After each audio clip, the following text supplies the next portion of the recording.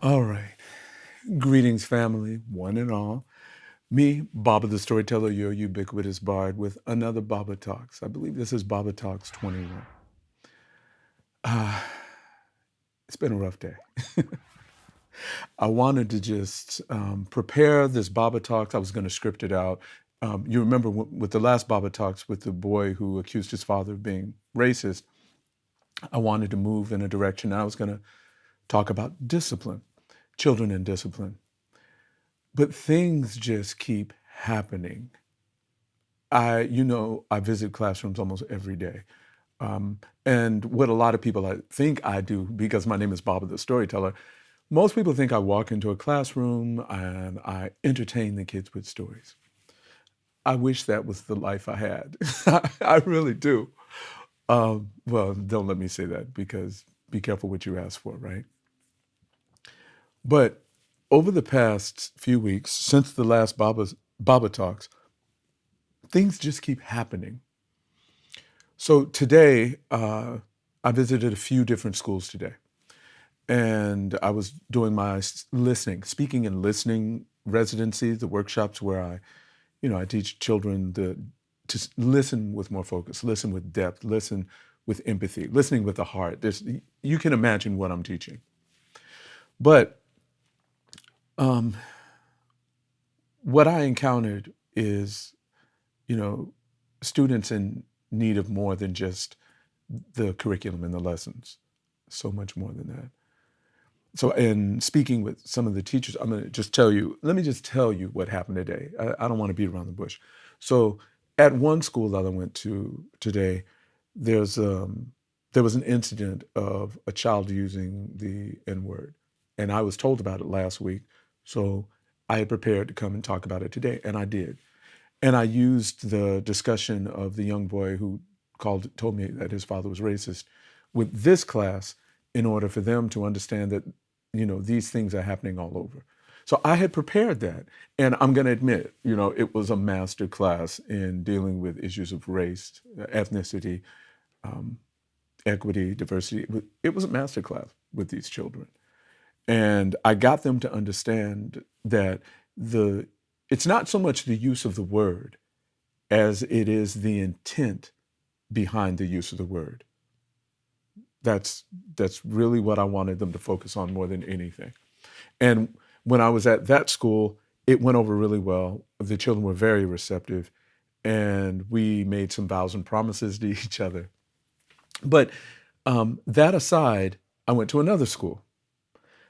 Now, at the other school, I had just anticipated being able to walk in and carry on with my lesson after dealing with this really heavy issue of name calling and disrespect and what was happening at the school that I prepared for. When I walked onto my next campus and into the classroom, I walked into the room, and I don't know if any of you have ever had this feeling where you walk into a space and there is so much tension in the air as it's the proverbial you can cut it with a knife. So I walk into this classroom thinking I'm just going to teach my regular lesson that I had prepared, but the tension was so thick. And I walk in and I couldn't help but to say, whoa, you know, what's going on in here? This was within like maybe 3 seconds of me walking in the room. I was like, whoa, what's going on in here? And everybody looked up, and the teacher approached me and she said, we're dealing with some things. There was some language used in class, and my brain goes, oh, here too? Here also? And she's telling me a little, but not too much. And apparently one of the boys was sent out of the class and sent to the office. Now, this is a school I've worked at a lot of times, so they know me at this school. And I decided my lesson wasn't as important as the issue that they were dealing with there. So what I did was I asked the teacher, can I still take over the class? She said, of course. She said, we need to hear from you today. And I told her, I will address this. I will deal with this. So she went and got the child out of the office. She thought it was important that the child come back and be a part of what was happening in the class. And so I started asking the children, first of all, how they felt. I needed to get a read on the room, how they were feeling. And children were saying, I'm sad, I'm angry. They were expressing themselves. And the emotions were all over the place. So I'm listening. And we have this thing, and luckily this class I've worked with for weeks and weeks and weeks, well, months. I've worked with this class for months. So we have this thing about eye contact. And the eye is always telling the truth. So whenever we speak to one another in the class, we're always making eye contact. So each time one of the children would tell me how they were feeling, they were expressing it through their eyes. And my responsibility as a listener, and I model this when I'm working with the children, is to listen empathically, to make sure that I maintain eye connection and I listen and they feel as though I'm listening. And usually what the children will do to acknowledge that they hear someone listening is they'll nod. So each of them is nodding after they speak, sharing what they're feeling. So I start to explain this issue that we're dealing with. And luckily I had prepared for the previous school, and I wasn't thinking that it was going to happen here, but I had prepared. I had just come from another school where we were dealing with this issue. So I started talking about the use of language and how language, sometimes the external use of language could be covering up something that's going on deeper inside. And the children, they get, okay. I think most adults would be shocked at the level of depth that our children engage these discussions in. And as soon as I started talking about there's something going on deeper, the children, they were drawn right into that. So I said, look, before I go any further, I needed to know what was going on in the room. And in a nutshell, there were two boys who got into it, and one boy called another boy the N-word, which is, on campuses, it's like shocking. It's something that can't happen. And, we can't be doing this, but no one is equipped on most campuses to deal with it. They're not, which I am, fortunately, but because this is what I've been doing for the past 30 years. So anyway, they tell me about this conflict that these two boys have. And then there were other children involved, saying you shouldn't say this. And then all the children are getting involved and yelling at each other. So I get the story. I get it. So then I start to ask more questions because, believe it or not, you can get to the core of an issue more by asking questions and listening than you can listening for a moment and then projecting out what it is that you think they need. So I keep digging, I keep asking questions, I keep with the eye contact. And here's the core of the issue. The children's understanding of issues of anger, of pain, of how to deal with people who are going through pain or trauma was limited. It was very limited. So one of the first things, once I got through the questions and I'm digging deeper, once I got on the other side of that, I asked them if they were open to an alternative explanation of what was going on, of what I am seeing. And they were all nodding their heads. I said, look, the first thing is this. Most people who speak out in anger and use whatever words they use in an attempt to hurt another human being are coming from a place of pain. That was the first thing I wanted them to understand, which at that point they're like, what? So I said, okay, just bear with me. So I had them listening to me. And I use this, and you can agree, disagree, whatever, but I use this because it's been effective for me over the years. I always tell the children, I say, do you know there is no such thing as anger? And most children would be like, oh, I've been angry. I go, no. In this society, we find it much easier to express anger than what prompts the anger. What prompts anger is pain. disappointment. Usually when we become angry, it's because someone has hurt us deeply. And when someone uses these pejoratives, or they throw out these terms or words or the N-word or whatever they do in order to hurt us, when it is effective, instead of us saying, I'm hurt by that, we say, I'm angry. Because in this society, to express anger is a lot more acceptable than to express vulnerability. And the children are with me on this. They're following me every step of the way. So I talk about this issue of being hurt. And I say, what if when someone expresses themselves to us in this derogatory or demeaning manner, what if we were to say, I'm hurt? You hurt me with that, and you walk away. You don't engage. And the children, I could see in their eyes this recognition. They were starting to get it, including the young boy in the room who had used the term. So then I went a little deeper with him, and I said, look, what you have to understand when someone expresses anger or rage, that there is something going on in their life that you don't know about, that there is something that they are dealing with that you are not aware of. And the little boy broke down and started crying. He was crying in those way you have fits of crying. He's crying as I'm talking about this, and intuitively I can feel what I said hit home. I'm not trying to hurt the child, but we got to get on the other side of what's really going on and not deal with this superficial aspect of what was said or who said it. So he's crying, and I'm asking the class, how many of you understand that someone is in pain when they express themselves this way? And they all raised their hands. They said, no, we didn't know.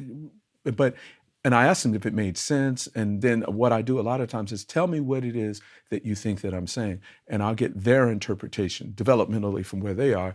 And a lot of times they articulate it in a way that I see they're really getting what I'm talking about.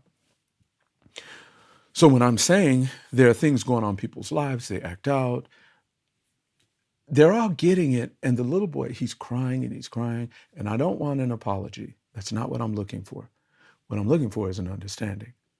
And I talk to them, and I know, okay, I already know. I speak this way. I'm already knowing the feedback I'm going to get from some people.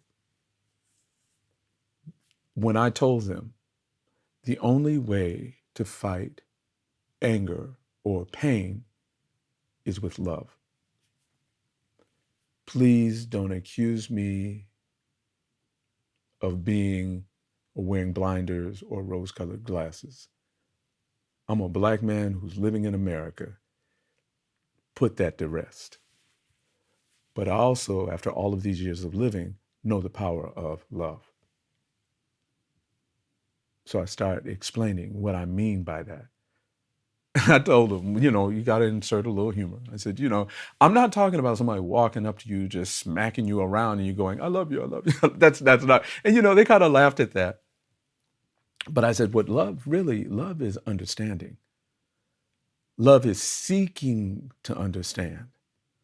Love is understanding that when someone is in pain, they may project it out into the world that may not be comfortable for those in the world who are around. We're dealing with children. I want y'all to remember that. We're not dealing with adults. I have a different discussion for adults, but we're dealing with children. So when I start talking, all of a sudden, it becomes much more of a ritual than it does a classroom session. And when I say ritual, I don't mean, I don't mean the mystic sort of like, things that are happening that are mystical or magical. When I say ritual, what I mean is that human beings have a way of bonding that is ritualistic. Anyone who studied anthropology, social anthropology, cultural anthropology, you'll know what I'm talking about. So there's this point where ritual emerges, and there is this intrinsic bonding between people who are present. And what happened next was everyone began to admit they didn't know what the boy who used the pejorative was going through. They didn't ask. They just reacted. And then what we found out as I'm listening is children start to raise their hands and talk about how they've been hurt by other people in the class with their words, how they've been called names. And I'm listening, and I'm at one point, I'm not talking anymore. I'm just pointing at children in the class who are raising their hands and want an opportunity to speak. And each child who's speaking, once they begin to speak, has a flood of tears and is explaining how they have been hurt by others using words. And what I'm realizing is many of these children are all hurting each other. They're going at one another at one point or another. So whereas one may be the aggressor one day, one may be the victim the next day. There's no equity in there's an equity in sort of like being either the aggressor or victim. So they're involved in this milieu of pain, really. But what they're responding to is the adult world. They're feeling the pain and the pressure of the adult world, and they're responding to it. Now, I am not one of those people who says that there should not be consequences for behavior. We definitely need consequences. In fact, I think one of the main issues that we're dealing with in this society is we are not having enough or appropriate consequences for what many children are doing when they are acting out. That's a whole other talk. And I want to keep this Baba talk a little short, but you can tell I just went through this. I came home. I'm processing out loud with you. I think you're my therapy. I think Baba talks are my therapy, don't you? So how did it conclude? I want to get to how it concluded. We concluded with this, and this was a while. I stayed way over my time, and I looked at the teacher and I said, I'm way over my time, and she was like, keep going, keep going, keep going. Here's how we concluded. We agreed as a group not to use the expression I am angry anymore as a group.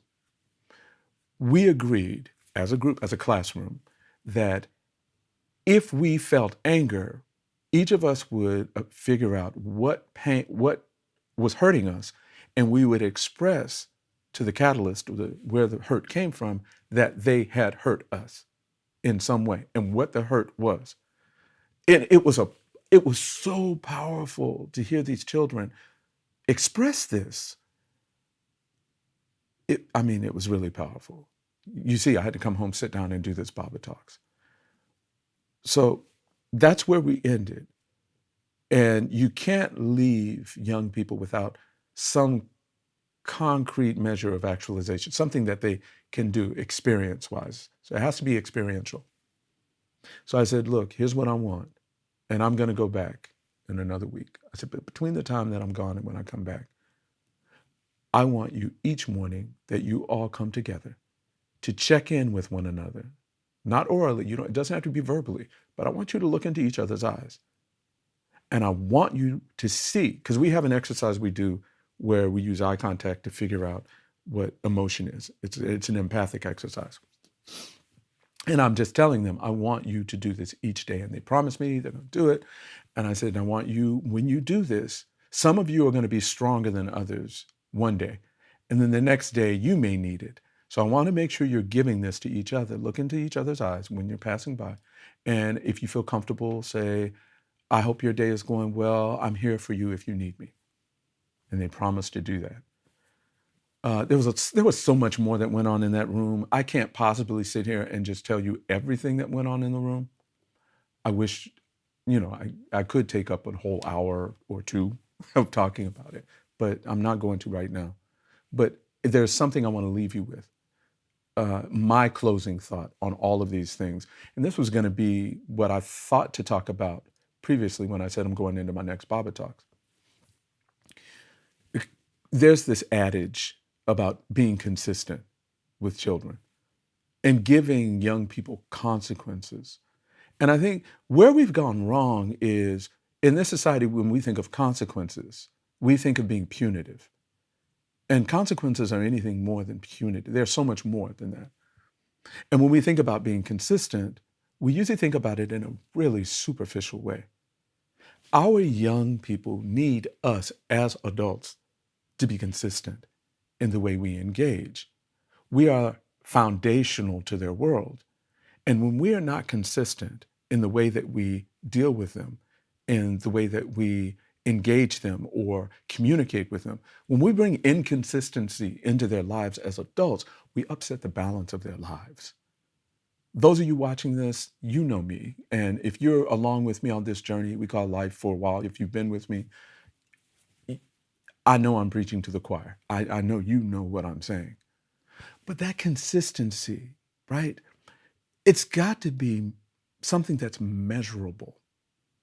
We can't demand of children that they be consistent in doing their homework and coming to school and taking care of their chores and all the things we demand of them if we're not modeling that very same behavior.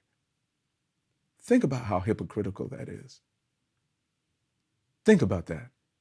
And when I talk about discipline and I tell you I'm not being punitive, you have to approach discipline in a way that's creative because no two children are alike and their needs are not even in close proximity.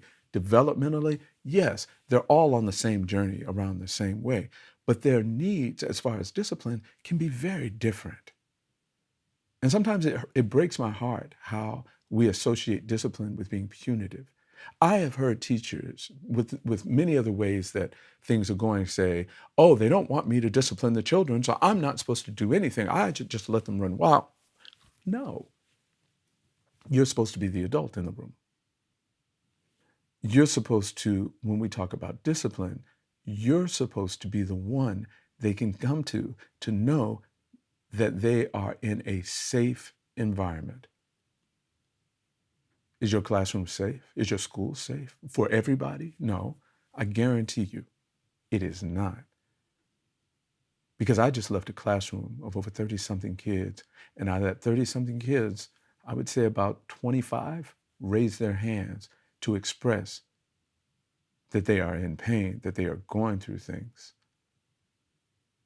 and that much of it does happen in their classroom. Some of it happens at home. Okay, people, I apologize. This is probably the longest Baba Talks I have ever done. I'm going to apologize for being extra long-winded, but I needed to get this out. And I still probably, like I say, I probably just used all of you for therapy. And I don't think I don't know how much I gave you because I don't even remember what I was saying in all this time. So I'm going to close this Baba Talks out. And I just want you to know, I appreciate each and every one of you. And if it wasn't for you, I could not have the career that I have, the life that I have.